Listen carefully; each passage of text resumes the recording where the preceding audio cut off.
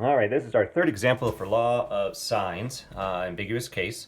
So just a quick refresher that ambiguous case means there's potential for more than one triangle, aka two, only if you're given a certain situation, so in a very, very certain situation. So the only potential time that you can have that is when you have a side-side angle situation. So you have a side-side angle, and specifically the side and the angle are across from each other. And that's kind of all these examples are looking like. The first example we did was you're going to compare, the very first thing is you're going to compare this side that's across from the angle, and that's the side that potentially swings to create multiple triangles. The very first thing is it has to be smaller than this side. If it's too big, it would extend out too far, swing, not create a second triangle. But then it also has to be, so it has to be smaller than C, however, it's got to be bigger than the height. So we had to figure out H in order to see which situation you got, because if it's smaller than the height, it's too short. This one was too short. The height ended up being 827 when we solved for it. This piece doesn't even connect straight down. All right, so it's got to be a Goldilocks thing where it's perfectly in between these two values. If it is in between these two values, which is the situation we're about to have, then we're going to have two separate triangles. We're going to have two separate sets of answers. All right, so let's go through this situation. All right, and again, you're not going to know this right away, but what I'm looking for my side-side angle thing is I'm looking for two sides in an angle, but specifically that angle and that side are kind of both given. So if that's the case, I draw my picture, and I draw it exactly the same every single time, and I'm going to be doing a couple pictures along the way on this. So I do this, and I purposely don't connect that side. So that is going to be my side A, 27.2, and I do that because this is the side that potentially swings and creates two triangles. So I got to keep that in the back of my head. So, let's see. So this is side A, and that is 29.7. That means this is side B at 41.5, and that forces this to be angle B, and this will be angle C. All right. So what I got to do is, very first thing is 27 smaller than this? Yes. However, how does it compare to the height? So if I drop this height down, I need to compare it to that. All right. So in order to figure that out, I treat it like it's a right triangle right here, and I solve for the height. So solving for the height would be sine, let's do this over here, sine of 29.7 degrees is going to equal my opposite over hypotenuse. So I just do normal right triangle trig. I multiply the 41.5 over, so those will cancel, 41.5. So if I put that into the calculator, my height is going to be 20.6. So you got 27, that's just right. All right. So I'm going to do two separate triangles, and we'll talk about how we kind of get the second triangle. So I'm going to connect this, I'm going to finish it off, but I'm going to treat this as it's triangle number one. All right, so triangle one. So we do our law of sines, we treat it like normal. We have our one full fraction, and oh, by the way, 27 is just right. By just right, I mean in between these two values, so it's in between 20.6 and 41.5. So just right means two triangles. Okay, so we're going to solve them. So triangle one. If we do triangle one, we're going to do sine of 27 degrees, 29.7 degrees, over 27.2 is going to equal sine of B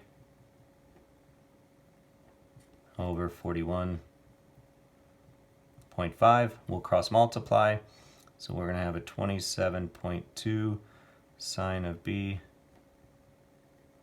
is going to equal 41.5 sine 29.7.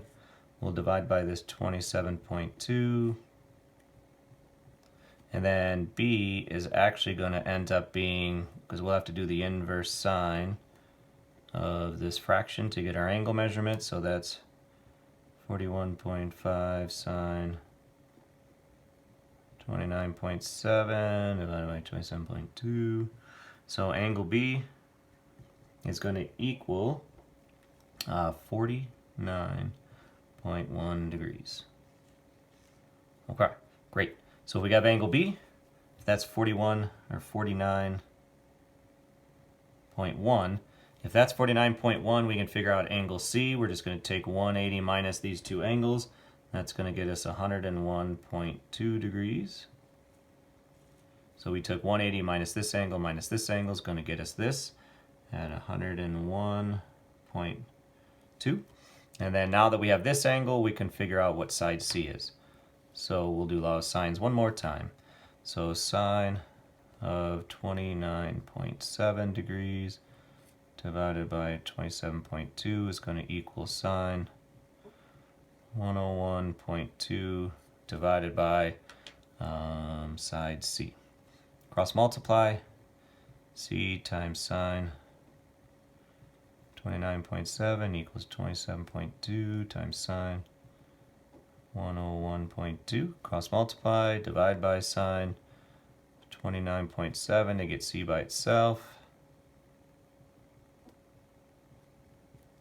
And then C is going to equal about 53.9. All right, so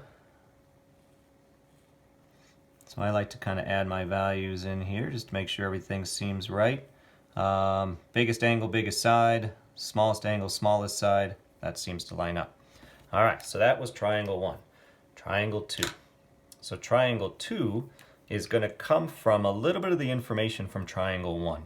And it's the fact that this piece can swing and create a second triangle. So I'm going to end up drawing 2 pictures just to kind of give myself a visual and kind of help the cause here a little bit. That triangle 2, let me separate this out. Triangle number 2 is going to build from triangle 1. Okay, we know that this is 29.7.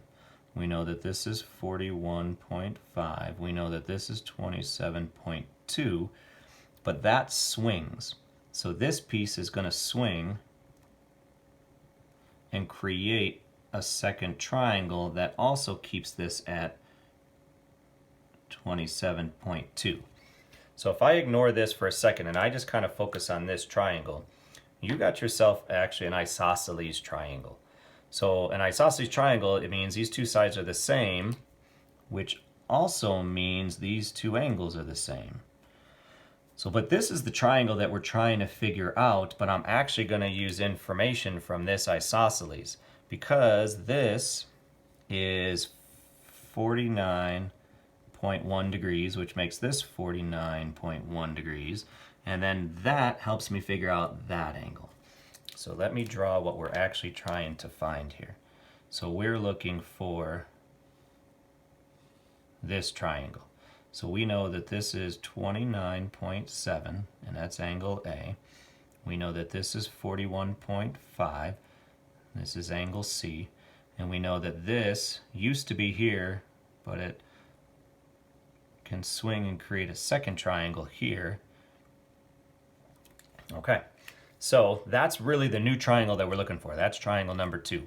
Well, this fact that it swings and creates an isosceles triangle makes this exterior angle 41.9.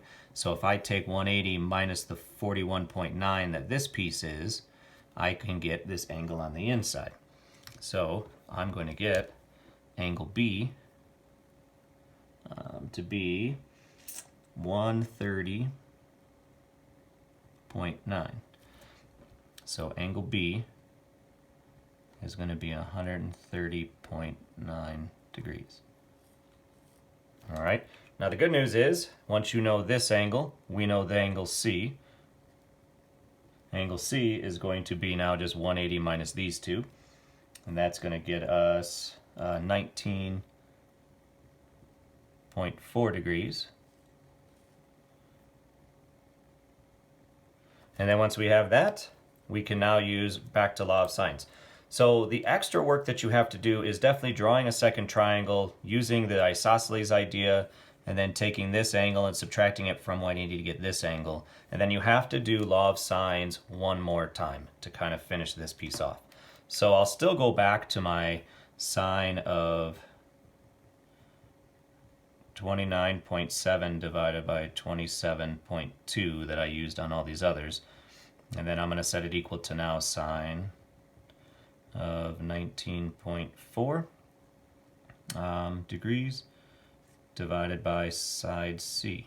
If I cross multiply, C times sine 29.7 equals 27.2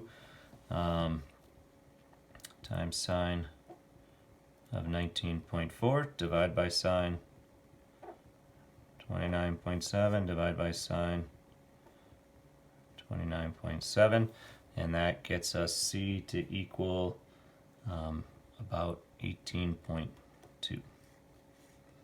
So this is 18.2. And does everything line up? Biggest angle, biggest side, smallest angle, smallest side. So everything seems to line up. And the ambiguous case, when it does happen and you got to create two triangles, there's definitely more work involved with it, and it's just a longer problem. But be careful with it and make sure you find all your pieces, because that angle is going to play a role in finding that angle. And then it allows you to finish everything up. All right, thanks.